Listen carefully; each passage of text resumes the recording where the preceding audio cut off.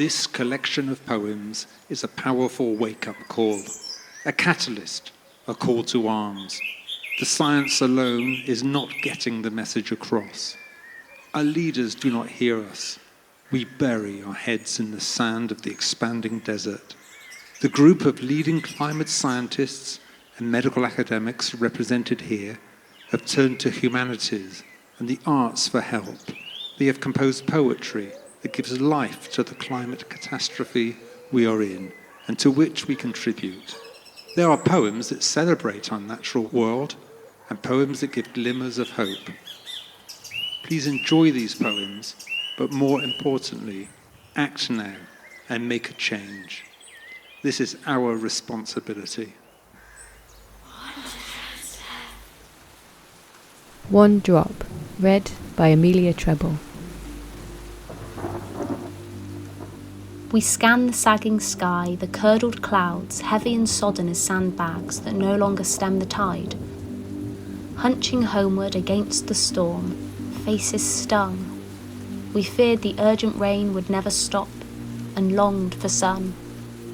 Now in rinsed air, this one bewitching moment, a single raindrop, a sphere of light and dark, sky and shadow, suspended on a summer leaf, fragile as a planet. Sudden Heat, read by Amelia Treble. Cool, clear water still gushes from the tap I wash hot, dry hands wondering how long I'll wake to green fields.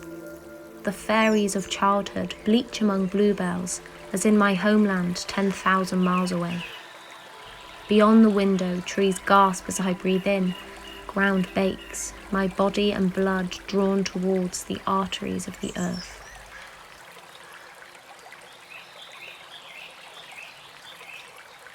"71% Water, read by Amelia Treble. This sea, these wrasse, that oarweed, this granite, mussels, a crab, sand and salt, this floating heaven. A starfish feeds, filters, feels its way. Almost naked, I propel forward at one, at peace, in this vast soup, this liquid being.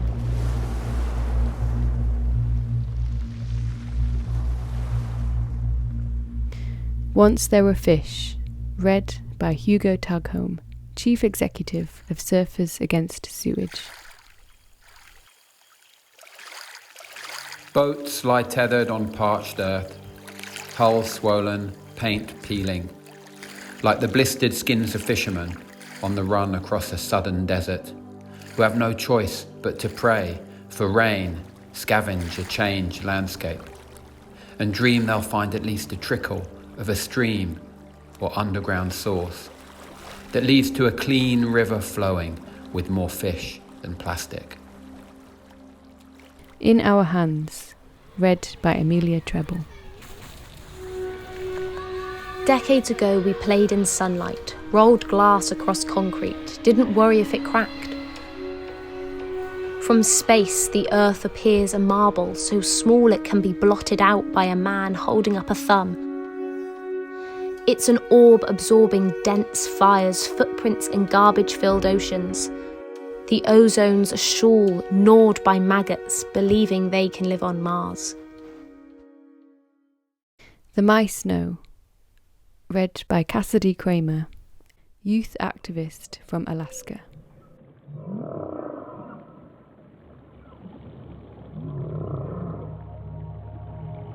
Will miss humpback whales. Murmuration swirling against Arctic sky.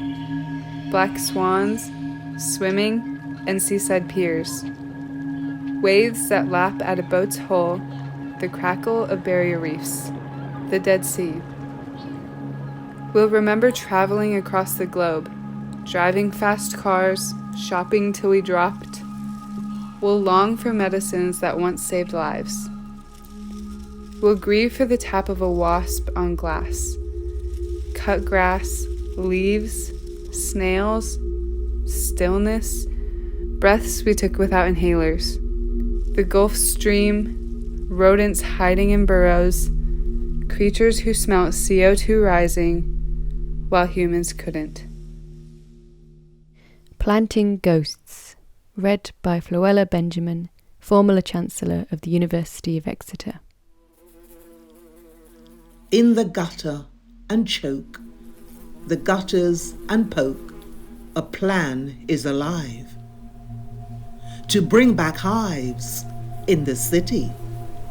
Flowers will splurge in the hedge and the verge. They will blaze. But the earth is depleted, the plant roots defeated. We are phased.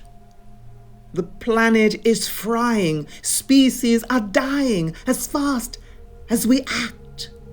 The beechwood was needed, built on and weeded. The odds are stacked against.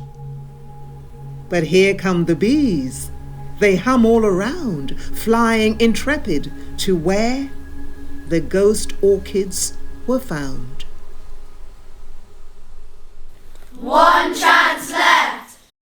Axed, read by Sonia Tabakovic. It's early and we're strolling in lush greenery where crickets tick and bright parrots chat. Paradise sings as crystal mist drips promise of fresh growth. When a growling sound fills the forest, we freeze, wait for the beast to strike. Metallic teeth crunch through the new life. We choke on sawdust, dead wood smoke clings to skin. In this desolate path from where we scream, "Stop!" there is no hiding place. How to Pierce a Heart, read by Wenying Zhu, youth activist from China. It is her birthday. She's watching people buzz about tents, find food to cook, try to wash and hang laundry. Some children stay close to the campfire. Apart, she tucks a necklace of shells. Nana collected them as currency before the rolling swept every crevice. The waves took homes and hopes, swallowed them, spat out drags, Nana and Dada hurricanes gone. She and Mama were held, protected by palm trees. But there is no climbing here. Clouds darken, and empty shells no longer lift her heart. She wishes to be in heaven.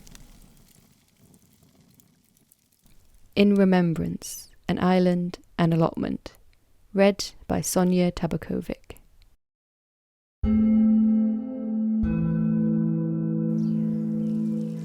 An allotment. We found a rusted spade, left-handed glove, netting tangled beneath blossom, soil-encrusted spectacles offered up by a self-seeded cleavers, poppy, horsetail, willow herb, dock and nettles, alongside strung bamboo, aqua dulce from damp pockets, pods growing in the shadow of brambles. In mud, a man toppled, was forgotten, overtaken by weeds.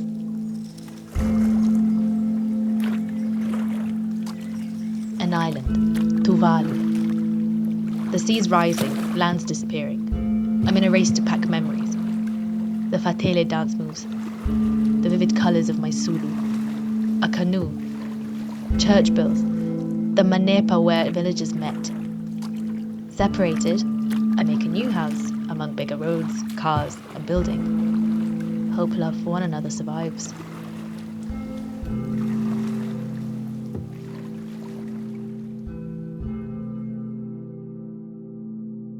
Messages in Space, Humanity Calling, Gaia Calling, read by MP Ben Bradshaw.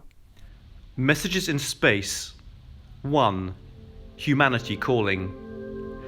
So this is it, and all of us are on it. An almost perfect sphere floating in a black void. Scales impossible to tell as we tip and tilt, cling to hemmed cities and poisoned fields. We're nearly finished, unless we change. 2. Gaia Calling. I was once on fire. my oceans were gas, and the CO2 you're all now obsessed with was thick in the searing air. It dwarfed your measly 409. Watching what you do now, I don't despair. Even if humanity's wiped out, I'll celebrate turning my 5 billionth year.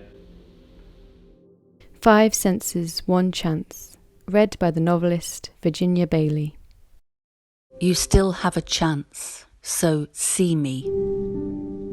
Permafrost rots, forest fires burn, rain pours and temperatures soar.